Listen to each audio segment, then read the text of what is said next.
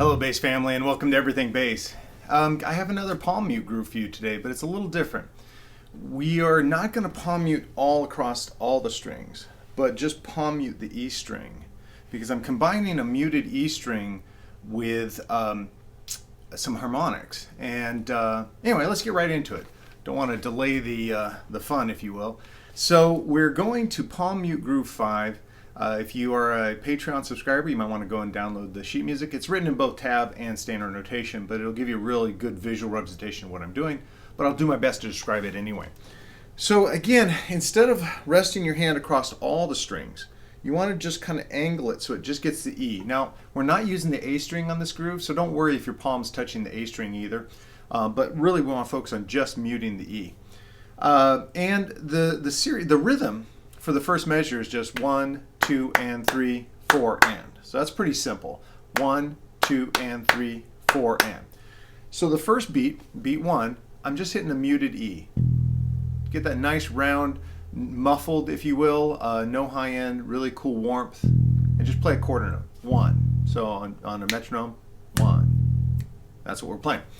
Now in beat 2, we're going to play with the index and middle finger on our plucking hand. We're going to lightly cover the 5th fret and strike them simultaneously, or pluck them simultaneously, and get both harmonics to ring. Hear that? Now, if you've never done harmonics before, I am preparing a video on like 3 different ways to get harmonics. But this is just basically easily, you lightly cover right over the 5th fret, not behind it, not in front of it, just right on it, touch it very lightly, and pluck kind of hard to make them pop. So the first rhythm goes 1, 2, and. So you return with the E. Hear that? So my palm mute hand is a little bit arced because I'm muting the E string with this meaty part of my hand, but I'm arcing my fingers so this part doesn't touch the other strings. So, okay. Now, beat 2, I play G, but the same harmonics, the 5th fret harmonics on the D and the G string. So beat 3 goes, and 4 goes. Okay, so let me play the whole measure. I think it'll flow better. Okay, now starting a beat or measure 2, we'll slide up, play the 5th fret. Now I prefer to angle my hand. I've seen some guys fret the A and then lightly cover the other 2 strings. I'm just not consistent that way, and so I just pivot my fretting hand so that these 2 fingers, my middle and my ring, can cover and get those harmonics. So now I'm playing the A. Okay, that's the first 2 beats of the second measure. All right, now I'm going to put those 3 parts together. So first measure and the first half of the second measure. Okay. So beat 3 is a little different. Beat 3, I'm going to play with my pinky, the B, on the 7th fret of the E string, and I'll use my index finger to get the 2 harmonics, but instead of playing them simultaneously, I'm going to pluck them individually, and it's going to be, and they're 16th notes, so this would be 3, E, and All right, now I go back to the A, but I use my pinky to get the 7th fret harmonics. It's the first time I'm introducing new harmonics. All right, so that little section, beats 3 and 4, the second measure goes. Kind of a cool crisscross thing happening. Let me put the whole thing together.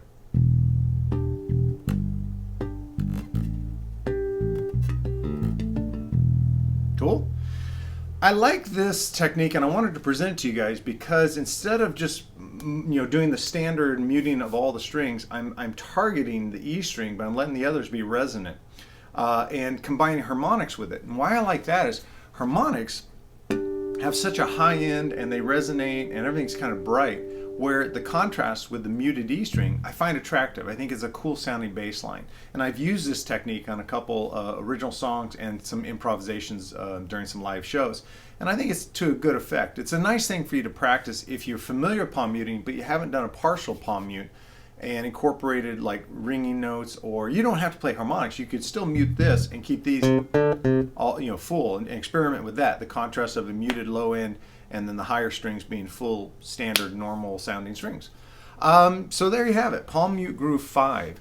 I like it. Experiment with it. And as always, the thing that I really love is when you guys take a concept and you make it your own, you create your own groove, videotape it, and either email it to me at dtitus@daletitus.com or post it on our Facebook group. We have a really great Facebook page, technically.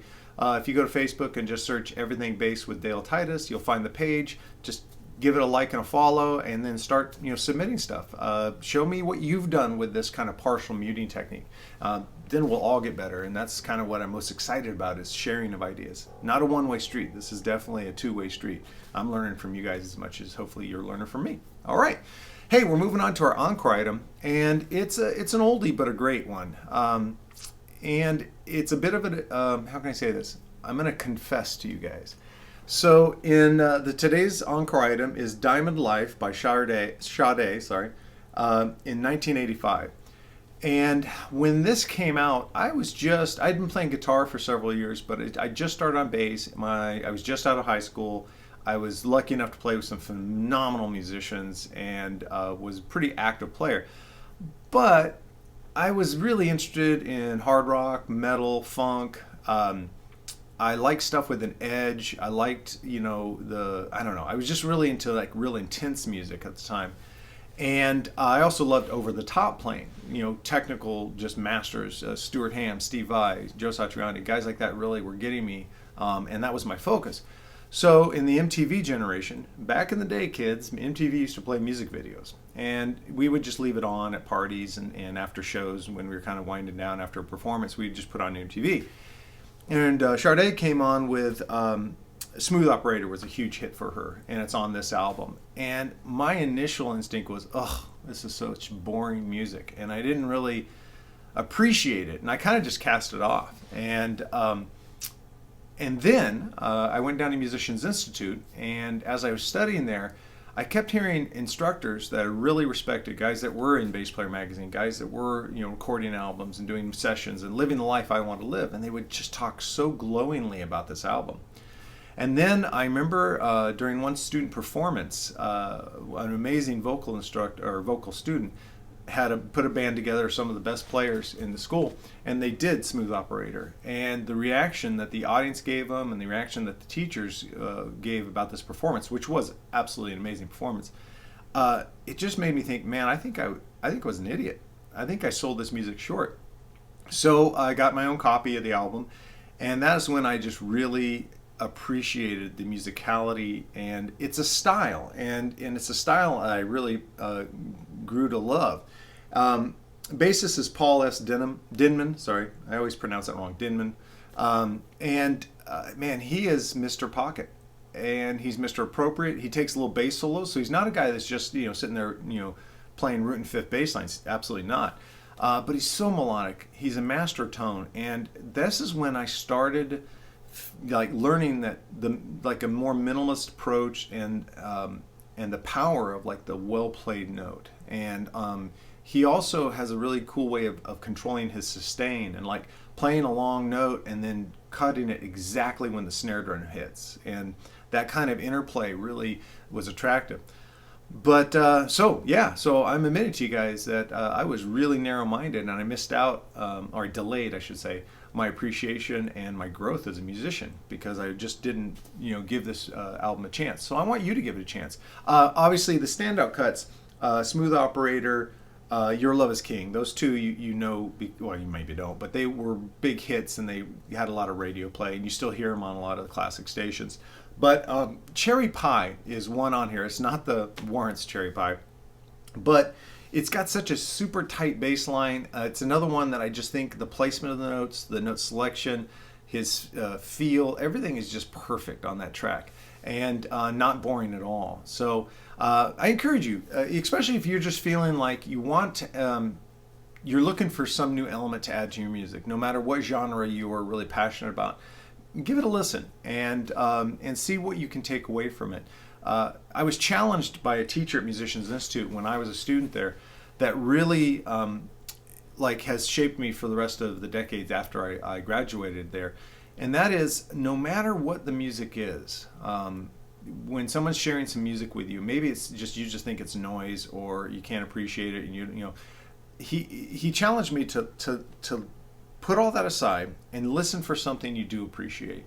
Sometimes it's the production, sometimes it's the rhythms but not the melodies, which I find a lot of times when I'm hearing, like, some people share with me super extreme metal, and I have certain preferences to the way I like my singers to sound or things like that, but I'll hear the rhythms and go, oh my gosh, those are so cool. So I'm not saying you have to love every style of music, but when you are listening to something new, try to not go, oh, this is yucky. Try to find something that you like about it, and what I think that's a cool change of perspective, because then you're more apt to learn and grow, as opposed to just shutting it out like I did, with Diamond Life when it came out.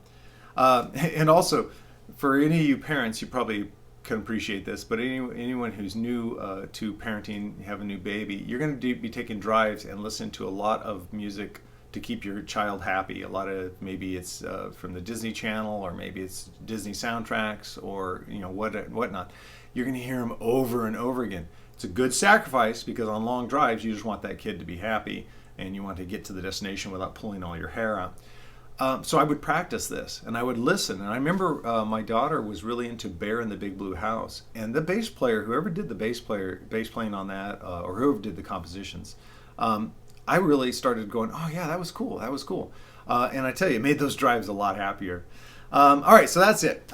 We have Palm Mute Groove 5, and we've got Diamond Life by Sade with the amazing bassist Paul S. Denman. So, hey, what do you think? Have you been experimenting with palm grooves? Have you been playing palm grooves for a long time? Can you add anything to these lessons? Can you add any perspective, how you use it? In what times during a song do you use it?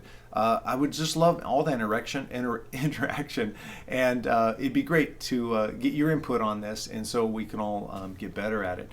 As always, it would honor me if you guys would subscribe to the channel just by going down below this video and hitting subscribe, and the little bell icon doesn't cost a thing, but it really helps grow the channel, and you guys have answered the call every time. It's wonderful. We're actually kind of coming up on 1,000 subscribers, which is a great landmark for any YouTube channel. That first 1,000 is really important. So I really appreciate you guys doing that. Of course, like the video and share the video. It means a lot to me also. And as I mentioned before, meet us up on that Facebook group, because there's a whole bunch of conversations daily going on. And if you just want to kind of escape your day and kind of communicate with other bass players from all over the world, that's a great place to do it. All right, guys, thank you so much for stopping by, and I'll see you at the next video.